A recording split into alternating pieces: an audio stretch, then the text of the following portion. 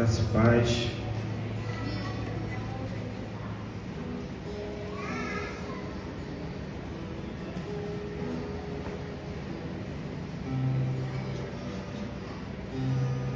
Abra sua Bíblia no livro de 1 Samuel, capítulo 10, verso 22.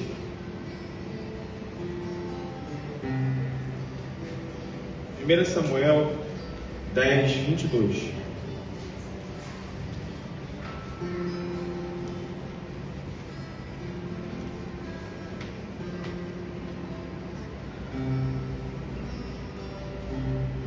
Amém? Todos acharam?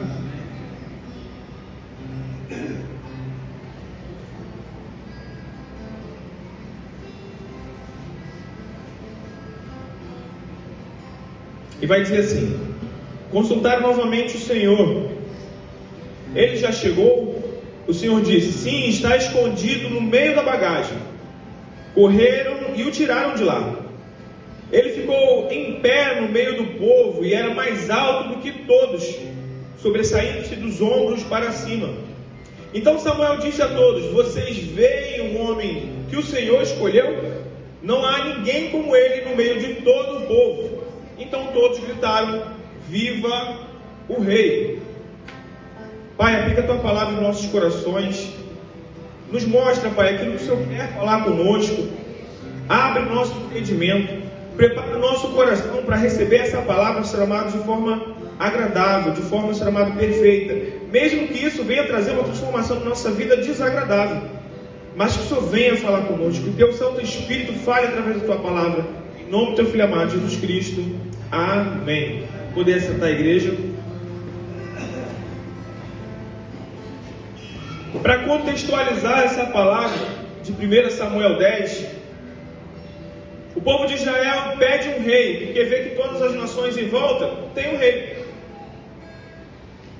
E eles entendem que eles precisam de um rei, alguém que fique acima deles. Só que Israel já tinha alguém que estava acima deles, que era o Senhor Deus de Israel.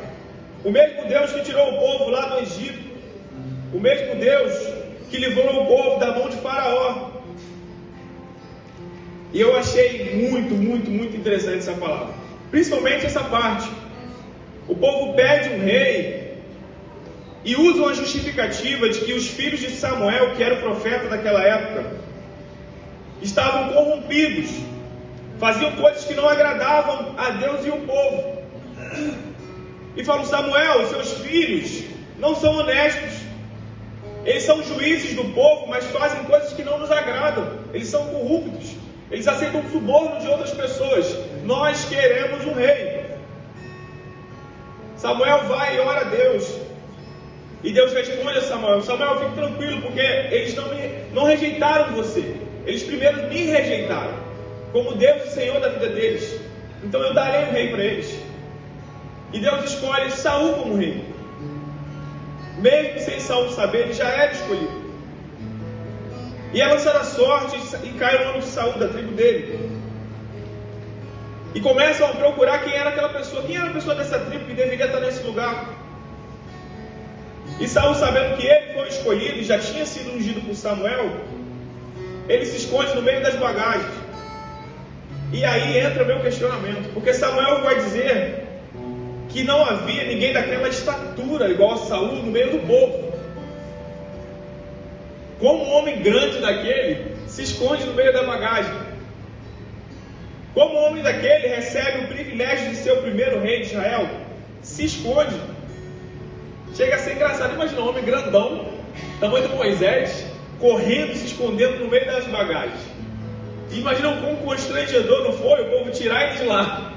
Vem, você é o novo rei de Israel. E eu, na aula do seminário essa semana, a gente está estudando sobre Samuel, na verdade, os livros históricos.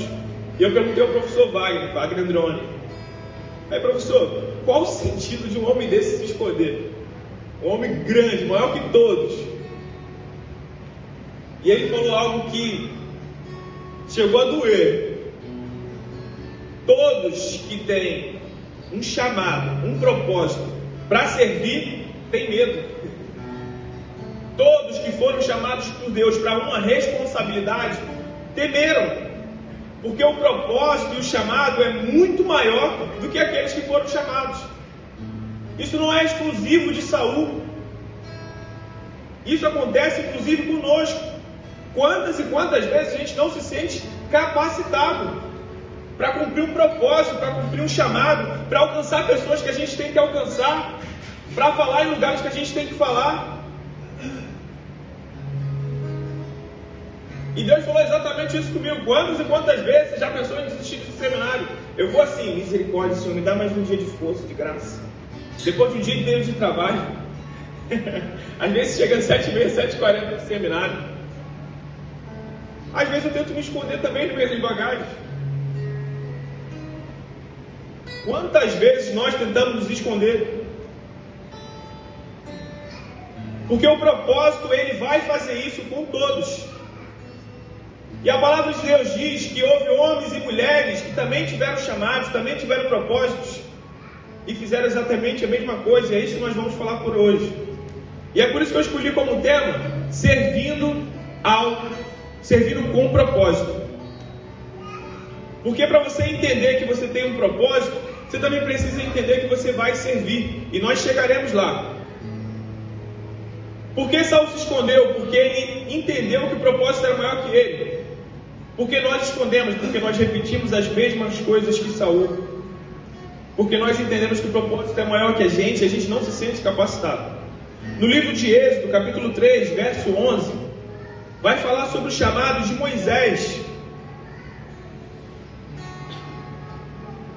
que vai dizer assim: então disse Moisés a Deus: quem sou eu para ir a Faraó e tirar do Egito os filhos de Israel? Quem sou eu? Moisés conhecia Faraó. Moisés sabia o poder que Faraó tinha.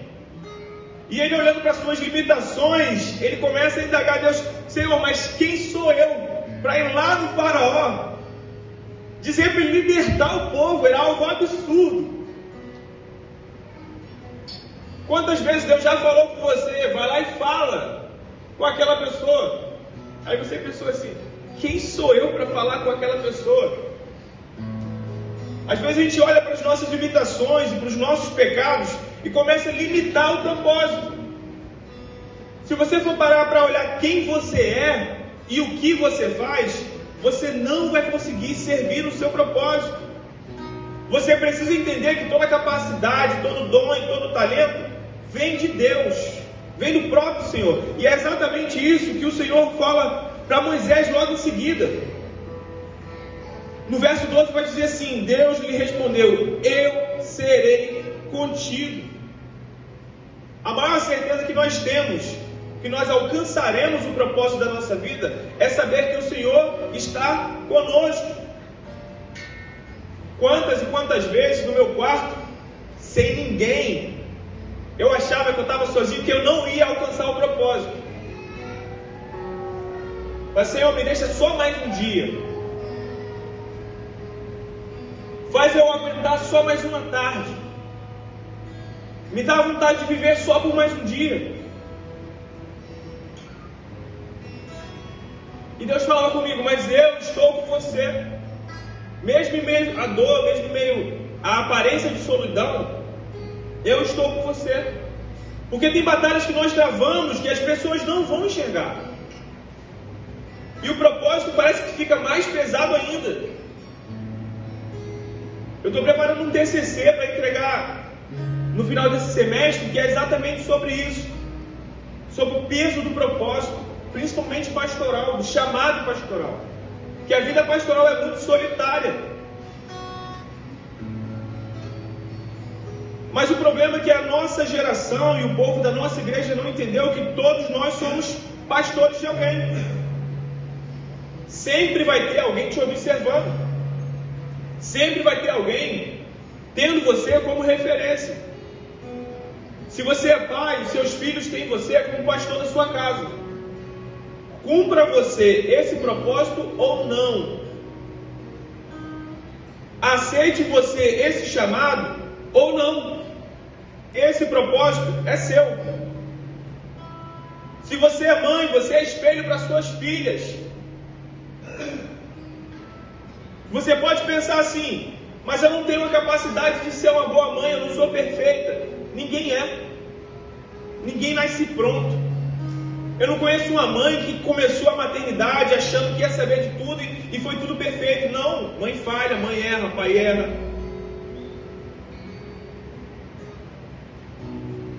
Mas o fato de errar não quer dizer que o propósito não está ali ainda, tá? Você que é filho, você tem um propósito gigantesco na vida dos seus pais.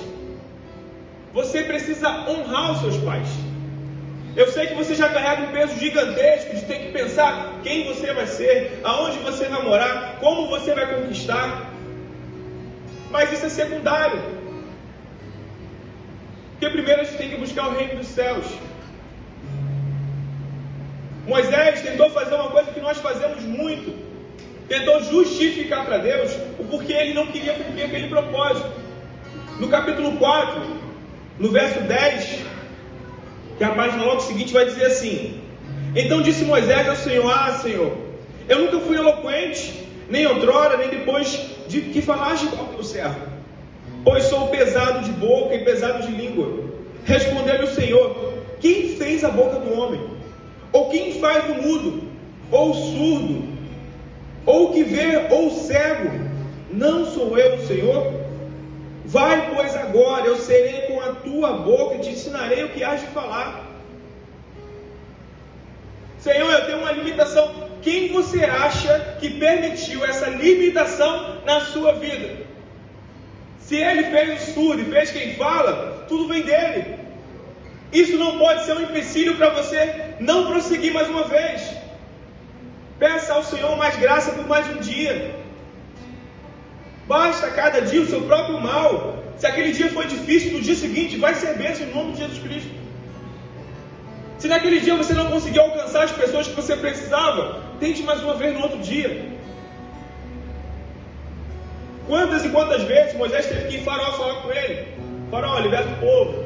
Não vou libertar. Vem as pragas. Faraó, liberta o meu povo. Não vou libertar. E assim vai.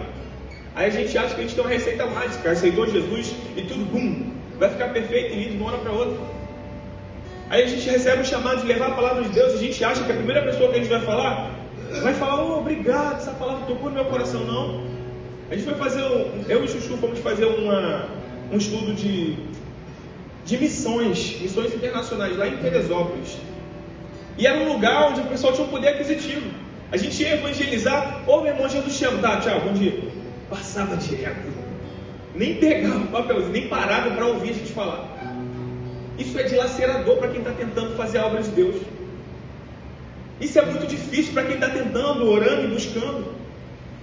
Mas não chega nem perto da dificuldade que uma mãe passa querendo que o filho volte para Cristo. Não chega nem perto do próprio Deus olhando para a gente e falando assim: não é isso que eu queria que você fizesse. Por algum motivo nós temos a capacidade de enterrar os talentos e os propósitos que Deus colocou na nossa vida. A vida cotidiana faz muito isso. A gente vive uma vida muito corrida, com muita informação, é muita coisa acontecendo. Tem hora que você vai ter que parar, recalcular a rota e entender o que Deus quer com você. Eu sei que é desafiador. Todos nós passamos por isso. Eu sei que você não se sente pronto. E adivinha só, pronto você nunca vai estar. Você tem que ir se preparando. Você tem que ir fazendo o que está no seu alcance. Nem sempre vai ser confortável, mas um dia, quando você falar de Jesus para alguém, ou quando você vê que o seu filho se batizou, ou quando você levar a sua filha no altar casando, valeu a pena. Eu cumpri o meu propósito. Eu já posso ir para um outro degrau, porque eu consegui. O que às vezes para algumas pessoas é uma coisa normal, para quem está no reino de Deus é uma grande vitória. Nós tivemos aqui mais de 8 jovens se batizando. Para algumas pessoas que não conheciam esses jovens, eram apenas 8 jovens. Para as mães e pais que choram e pedem: Dalton, fala com meu filho. Dalton, fala com meu neto. Dalton, ora por ele, ora pelas minhas filhas. para essas pessoas é uma grande vitória, é um propósito cumprido. Quem não ia querer ver a família toda reunida dentro da igreja adorando o Senhor? Às vezes o que falta a gente entender é que o propósito da vida do meu irmão também é o meu propósito. Às vezes o que nos falta é unir forças. Às vezes o que nos falta é entender que nós precisamos de alguém do lado, assim como Arão foi para Moisés. Que aí o propósito fica mais leve. Mesmo nós achando que nós não iremos conseguir. Outro exemplo de alguém que achou que não ia conseguir e usou, eu não vou dizer uma desculpa, mas usou um argumento que na cabeça dele era válido, mas para Deus não era. Jeremias capítulo 1, verso 6 vai dizer assim: então lhe disse: ah, Senhor Deus, eis que não sei falar, porque não passo de uma criança. Mas o Senhor me disse: não digas não passo de uma criança, porque a todos a quem te enviar irás, e tudo quanto eu te mandar falarás. Vocês entenderam que o propósito é para vocês? Ei, crianças, olha aqui pro tio, ó. Vocês têm um propósito de Deus na vida de vocês. Crianças, vocês têm um chamado de Deus para a vida de vocês. Vocês não vão poder falar assim: mas eu sou só uma criança. Sabe por quê? Deus já usa vocês para falar com outras crianças, até com outros adultos. Eu lembro que com 8 anos de idade, 10 anos de idade, 11 anos de idade, eu já pregava. Eu já falava com todas as minhas limitações, mas eu fazia. Eu subia monte, eu ia para vigília. Eu acordava de madrugada para orar. Eu implorava a Deus: Senhor, deixa eu falar em línguas. Eu não sabia nem como é que era. Vocês não vão poder, mas eu sou só uma criança. Deus quer te usar do mesmo jeito, crianças. Adolescentes, Deus quer usar vocês. Não se limite. Mas eu tentei uma vez e foi engraçado, porque eu subi, eu gaguejei, eu errei a letra, eu errei o tom. Deus não está preocupado com isso. Ele está preocupado com o quanto você se coloca à disposição. E isso que é incrível no reino de Deus. Ele tem um chamado para todos. Abraão achou que era muito velho. Zacarias, a mesma coisa. Zacarias chegou ao ponto de duvidar. Pai de João Batista: mas eu e minha esposa já somos idosos. O anjo: é? Está duvidando? Você vai ficar mudo até a criança crescer. Obrigado.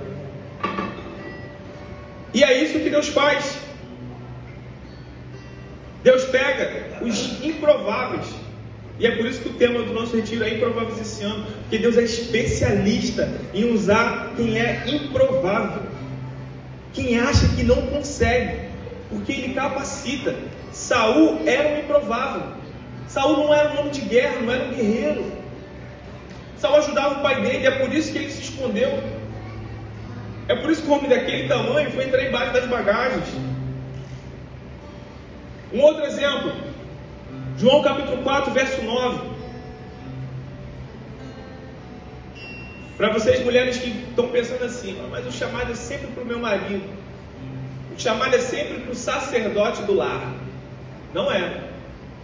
Inclusive na genealogia de Jesus nós temos algumas mulheres, e mulheres importantes.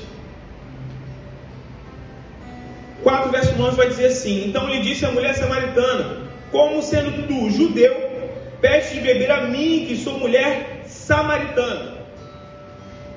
Uma mulher com muitas dificuldades em seus relacionamentos é abordada por Jesus. Jesus pede água a ela e ela fala assim: mas você é judeu, não tem como você ficar pedindo água a mim.